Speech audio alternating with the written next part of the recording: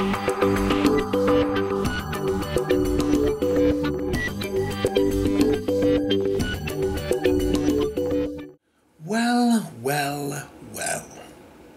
We're down to the last few titles, aren't we? I'm down to my W's, which has 1, 2, 3, 4, 5, 6, 7, 8, 9, 10. 10 titles to talk about, so let's get started. This one is Walk Hard, the Dewey Cox story, which I have not seen, and I got sent to me from Mill Creek to review, but I never got around to actually reviewing it. But to be fair, I did review everything else they sent me. Sometimes one just slips through the cracks, and this is the one that slipped through the cracks for me, and I do apologize. But I will watch it, and I will review it. I'm adamant about that. But yeah, for now, it's just, in my collection. Next up, we have Walk the Line. This is a very good movie starring Joaquin Phoenix as Johnny Cash. Blah. Brain. Function. Perfectly. Anyway, I used to think Joaquin Phoenix was kind of a hack, and then I saw Her, which I still need to get on Blu-ray, obviously. And Her was just a magnificent movie. And Walk the Line is also one of the movies that made me take a step back and think, well, actually, he's a pretty damn good actor. And this movie was fairly decent, and I found it for $4, so I figured, yeah, why not? Walk the Line, pretty damn good movie. Next up, another one I got for cheap. War Games. How can you go wrong with thermonuclear war, or whatever the heck it's called in this movie?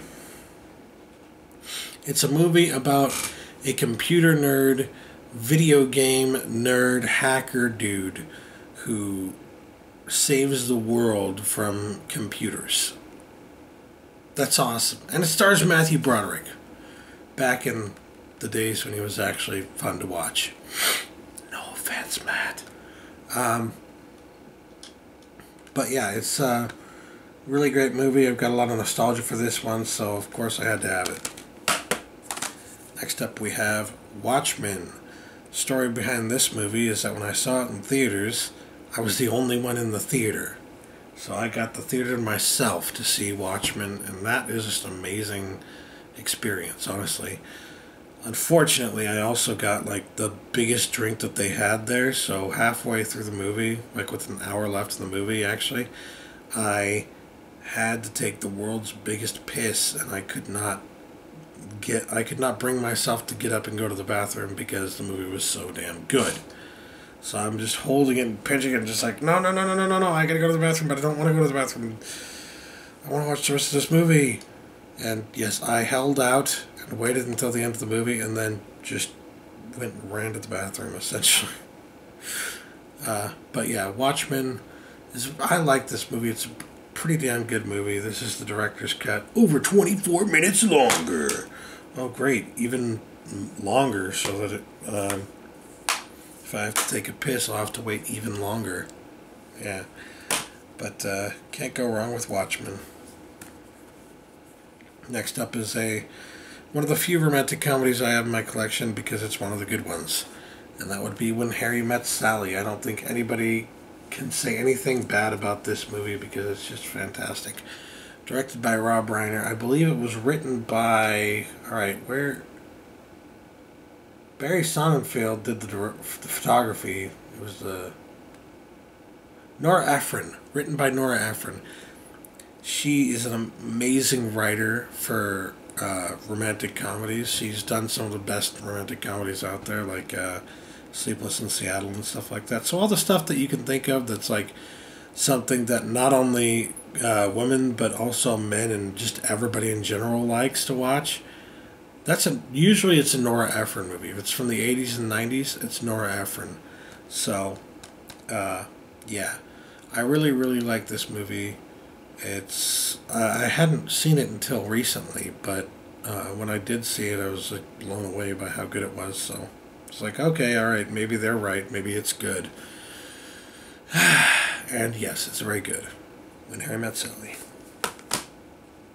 Next up we have Where the Wild Things Are.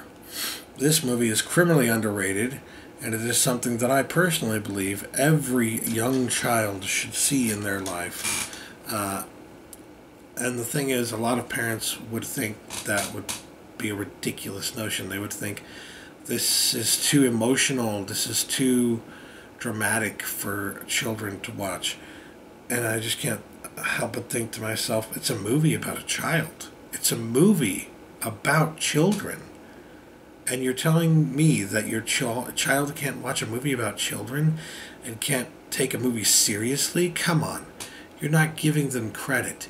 You need to give them credit so they can become well-rounded individuals in the future.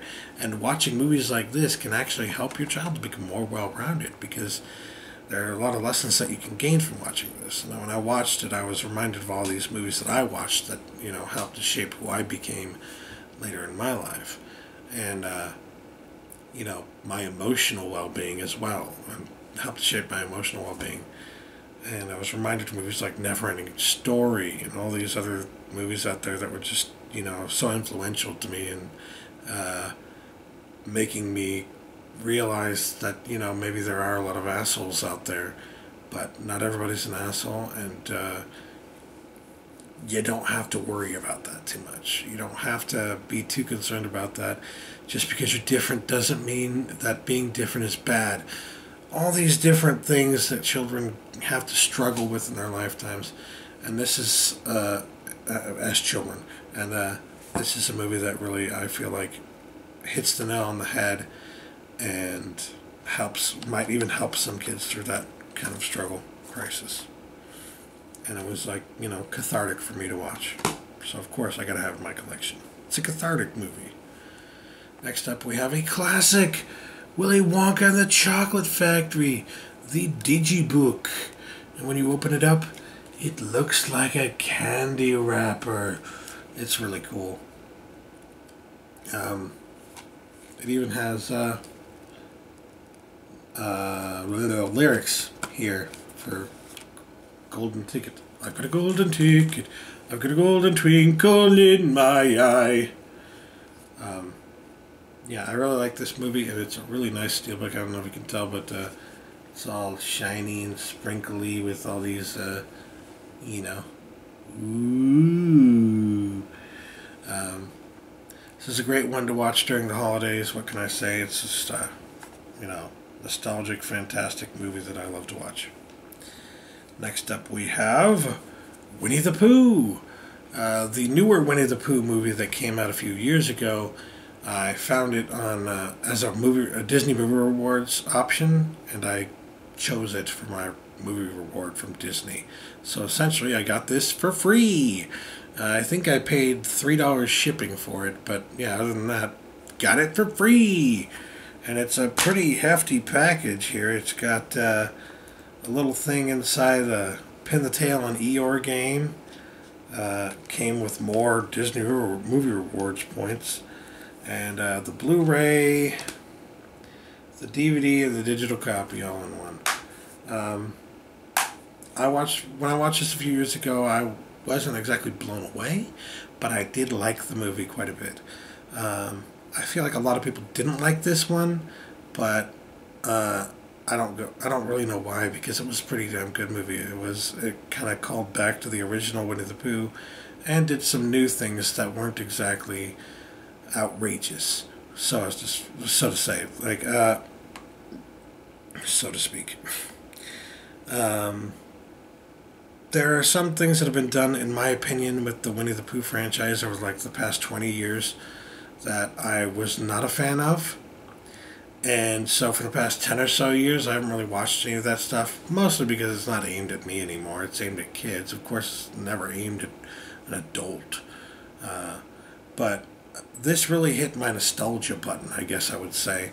And even though there were some new things in there, they weren't like... They still felt old. They still felt like the Winnie the Pooh that I remembered. So, yeah, I was pretty pleased with this one. Anyway, that's why I got it for free. Anyway, for Christmas last year, my brother got me the Wolverine on Blu-ray, and I watched this and I've loved it. It is probably one of my favorite X-Men movie out there. Very good X-Men movie, very good movie about Wolverine. Beats the hell out of Wolverine Origins. Oh, that movie was horrible. But if anything could beat this, Days of Future Past did. It was also a very good movie. So yeah, I loved Wolverine. What can I say? Next up we have, well, last but not least, in fact, The Wrestler. I remember I got this a few, like 4, maybe even 5 years ago for a really good price, like $5 or something like that. And I was blown away by that because it's a really great movie, and I did not expect to find it during that time period when there were still Blu-rays. It was still a good deal to get some for like 10 or 15 bucks, and I found this for like $4 or $5. I was just like, oh my god, getting that right now. And yeah, it's got got a lot of special features. It's got the movie. It's got a digital copy code and all that. But yeah, it's a great movie about aging wrestler, and it's very true to life because you actually look at the actual wrestlers out there and the stuff that they go through. It's very true to life. There are a lot of wrestlers, aging wrestlers today, that put themselves through hell and go through hell and back just because they can't stop, because they loved the job, they love the sport, so to speak, and also they love the money. They need the money to survive, and they can't really get any other work anywhere. And, you know, their bodies are beaten, battered, and bruised, but that's all they can do to get some money. It's really prophetic. It's a really prophetic movie. It put Mickey Rourke back on the map, and yeah, great movie. So that'll do it for my W's.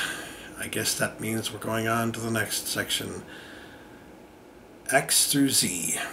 Yep, we're finally there. X through Z.